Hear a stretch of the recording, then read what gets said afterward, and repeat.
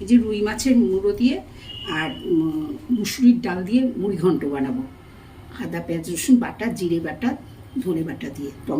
এই যে আদা, ধনে, জিরে আর কাঁচা লঙ্কা দিয়ে একটা পেস্ট বানিয়েছি। আর পেঁয়াজ টমেটো দিয়ে, তেজপাতা, জিরে ফোড়ন দিয়ে মুড়োটা ভাজা হয়ে গেছে।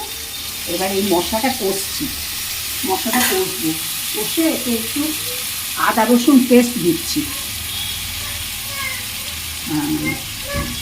ছেড়ে দে এখন ছেড়ে।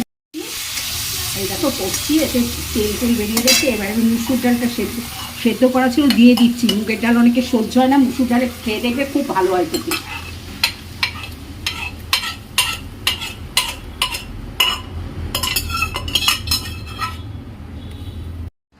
দিয়ে এবার নামিয়ে ফেলছি, হয়ে গেছে। এই যে মুসুর ডাল দিয়ে মাছের মাথা দিয়ে